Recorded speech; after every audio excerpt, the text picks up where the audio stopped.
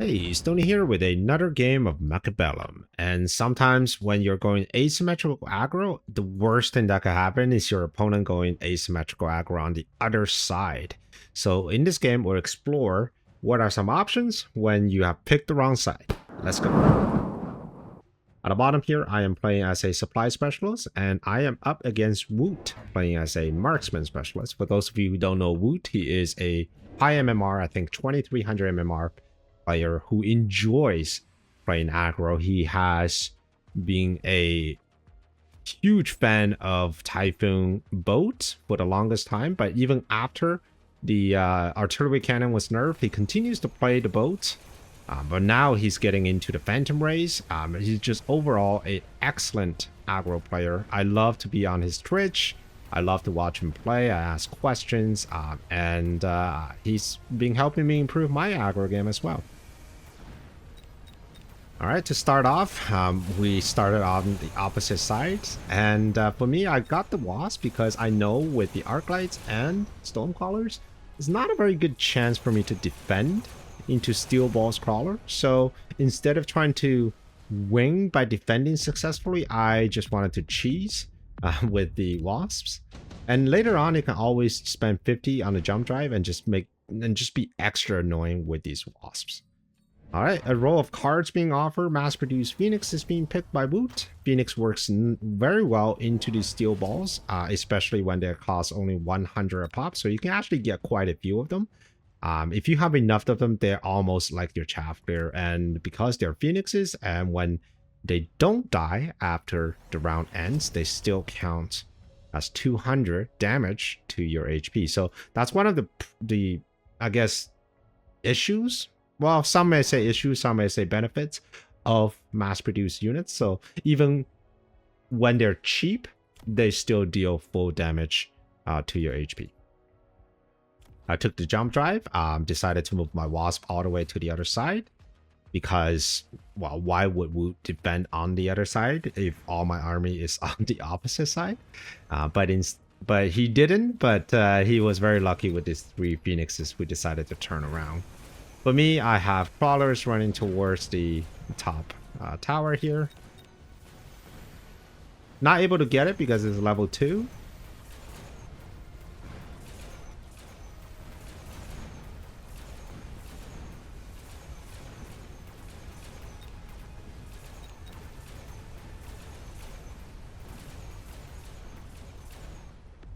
Alright, very good round here for Woot.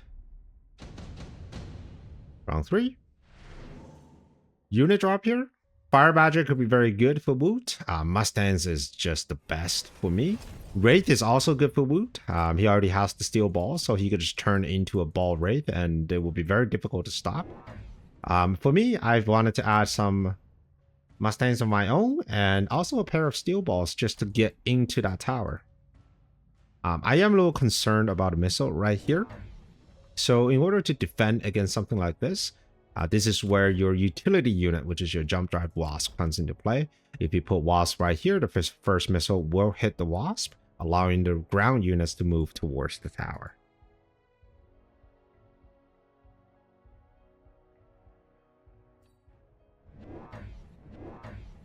Alright, Wu bought some Wasp of his own. I think he just wants to defend that flank against my Wasp as efficiently as possible.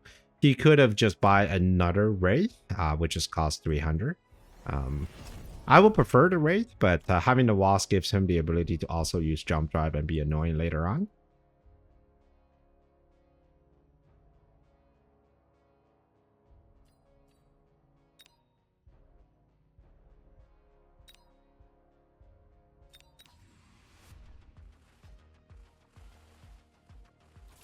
Alright, so now we're just essentially exchanging towers. We both level up our towers, and we're just trying to see who can get to the tower first and who can get the other tower with enough units. Alright, things are going well. My 3 crawlers, absolute heroes in this game, getting the tower in the perfect moment, allowing my Mustangs to deal with this level 2 Wraith. Once the Wraith is dealt with, these level 1 mass-produced Phoenixes will stand no chance into level 3 Mustangs. Bombard is offered. Woot is going primarily air heavy, and he's going straight to that tower, so we know exactly where he's going to be. So Bombard is an excellent spell here. But Woot, he took the absorption module on the Wraith, and that's signaling that he is going to tech this Wraith, preferably with range and a gun, and that Wraith is going to live for a very long time. So already range being added in. More crawlers are coming down.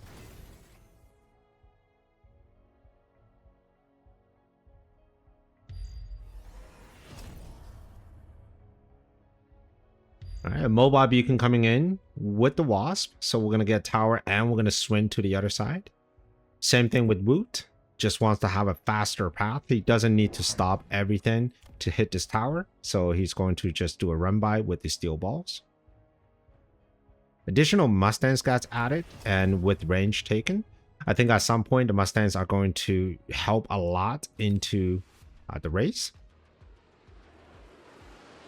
Now, whenever I'm playing Ball Wraith, the upgrade path is always range on the Wraith, potentially a gun on the next, depends on the type of anti-air. So if my opponent is going really heavy into anti-air, I may skip a gun and in favor of going armor on the steel balls. Armor is going to draw a lot of aggro on the ground, allowing the Wraith to do the damage. So in this case, I am going Mustangs, which means I am wide open for armor at some point in the future. So what I need to do is to have a alternative option that deals with the steel balls. There are a number of options that you can use into armor steel balls. You can definitely have Scorpions with double shot. They're usually very good.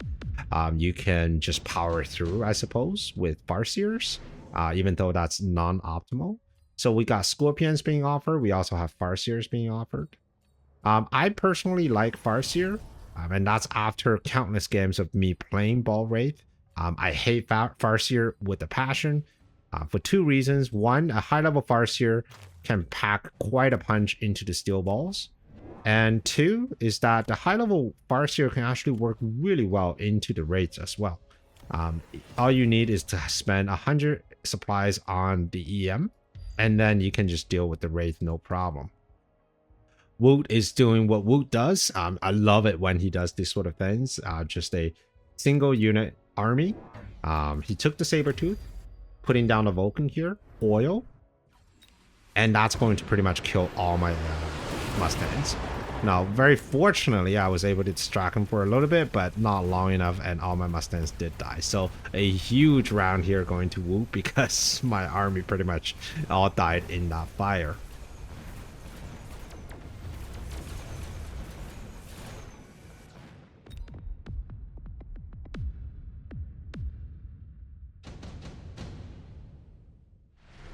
Okay, so there really isn't a lot of options that I can use against the Vulcan. I mean, I can definitely put down some shields, but these Mustangs will run towards the tower no matter what.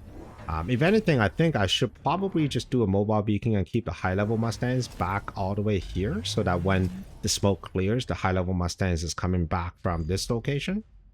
But instead, I'm going to do a double level 2 hacker with range and with shield. And it solves several problems. The first problem is that the shield is going to help covering some of the fire damage. And two is that later on, if Wu decides to take the armor on the steel balls to complement with his big race, then I can just hack the steel balls, right? So it solves multiple problems. Added a shield to kind of stop things down a little bit.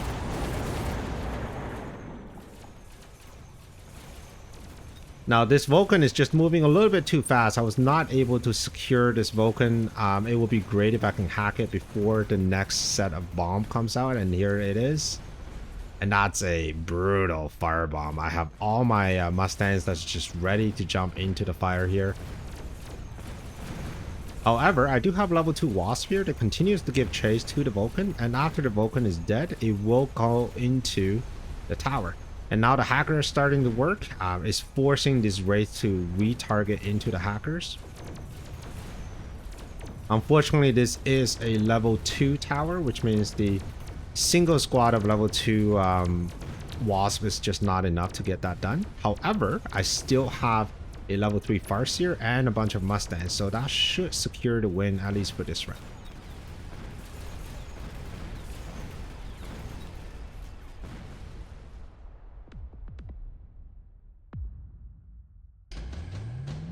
Alright, we're getting into round 7 here.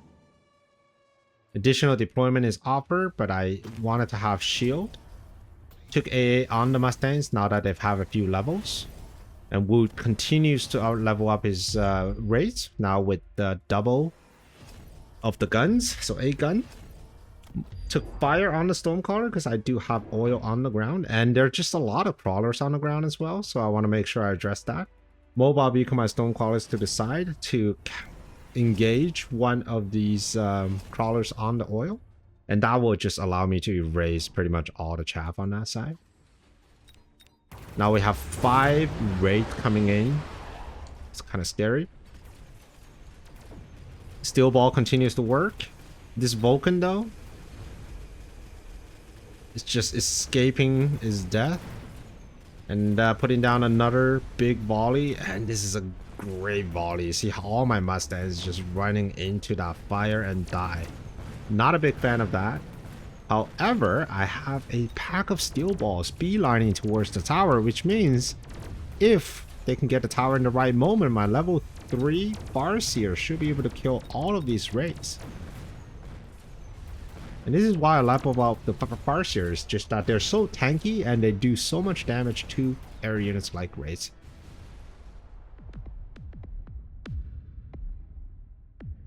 Okay, getting Wood down to 685.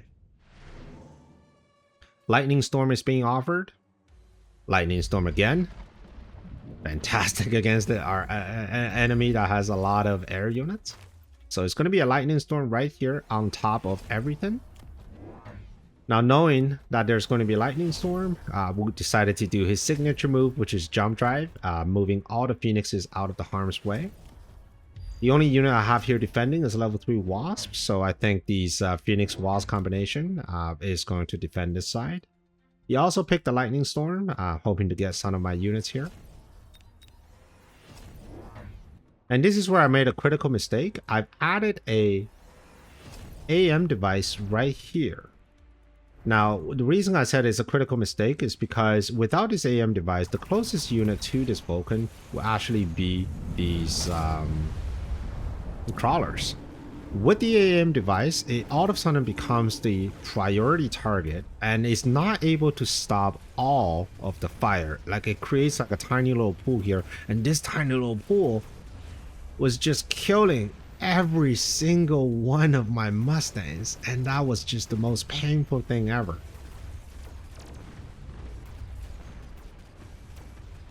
And with my Mustangs gone, there are 4 big raids and the Phoenixes coming at me, so things aren't looking too good. Now, fortunately, I did get a melting point with Suck. It's going to allow me to stay in for 1 more turn.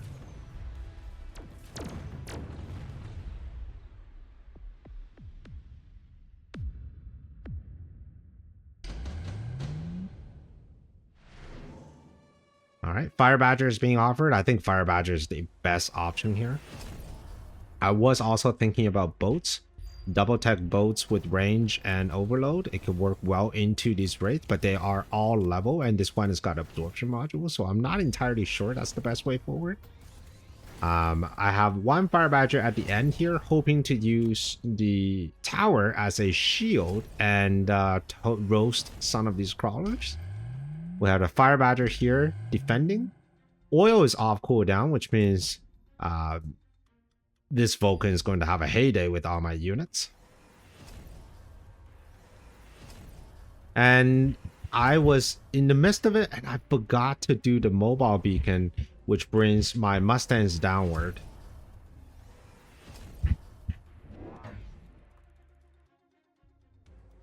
Alright, let's see how this plays out. Without having a mobile beacon to hold the Mustangs, everything is going to walk into this fire, and if there's nothing left to stop all these high-level raids, this is pretty much game over, right? So I want to do it 1 more time in replay and just kind of figure out what happens if I actually did remember to put a mobile beacon down. Would that change anything?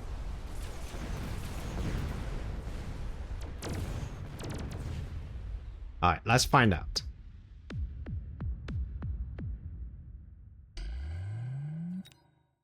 All right, we're going to jump into the final round. We're going to take over for myself. I think Fire Badger is a great option. I think having Fire Badgers maybe down here. I don't have Napalm, which is a huge problem here.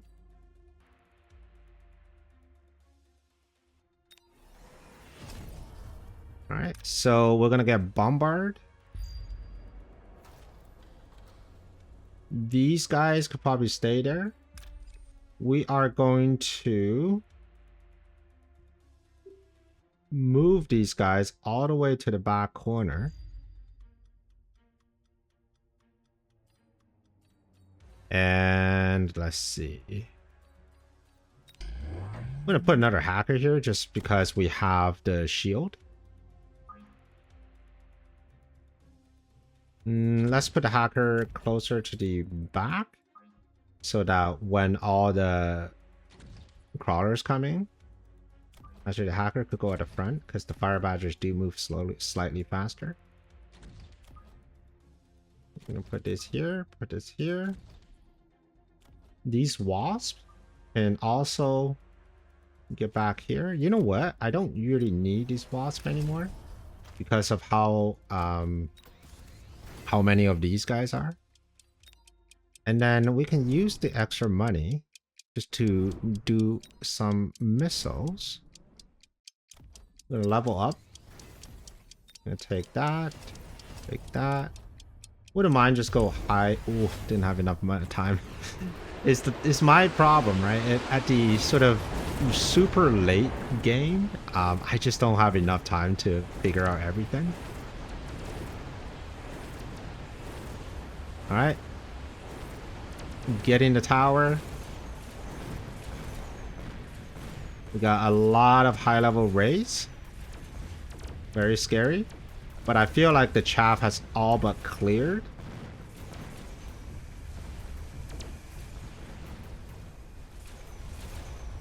Okay, we got a big level 2 melting point with Suck. Getting onto the good target.